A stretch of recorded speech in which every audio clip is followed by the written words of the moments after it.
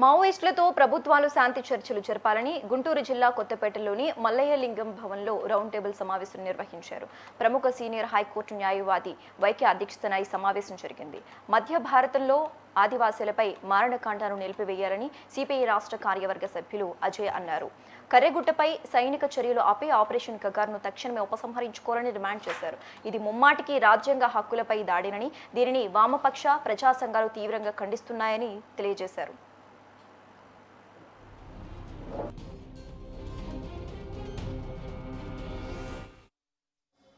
Parliamentary వ్యవస్థ ద్వారా మరొకళ్ళు ఇంకో రకంగా మావోయిస్టులు తాము నమ్మినటువంటి పద్ధతుల్లో వాళ్ళ సైద్ధాంతిక సమరాన్ని ఎవరి దారిలో వాళ్ళు ప్రయాణం చేస్తూ ఉన్నారు. ఇవాళ మనలో మన ఎర్రజెండా పట్టుకొని ముందుకు సాగుతున్నటువంటి కాంగ్రెస్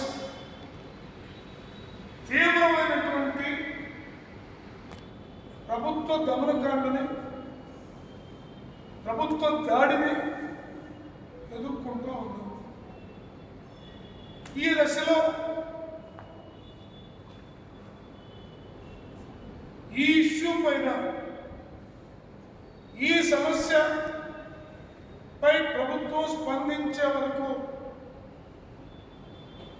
ఎర్ర జెండాలు, కలిసి వచ్చేటటువంటి అన్ని ప్రజా సంఘాలు, ప్రతిపక్ష పార్టీలు అన్నింటినీ కలుపుకొని ఒక మంచి ఉద్యమాన్ని నిర్వహించాల్సినటువంటి అవసరం ఎర్ర జెండా పెట్టుకున్నటువంటి ప్రతి ఒక్కళ్ళ పైన ఉందనేటటువంటి అభిప్రాయం సిపిఐకి ఉంది.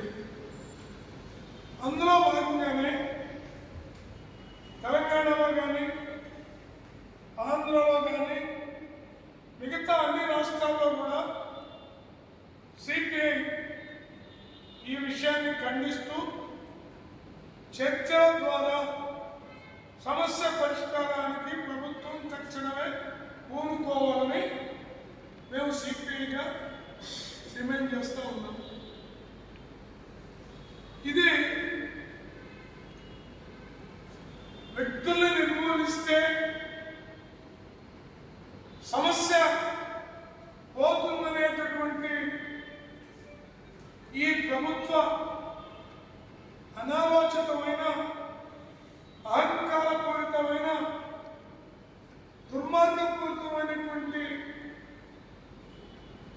కార్పొరేట్ శక్తుల చేతుల్లోకి అడవుల్ని, కొండల్ని కట్టబట్టే చర్యలో భాగంగానే దీన్ని చూడాలి తప్ప ఇదేదో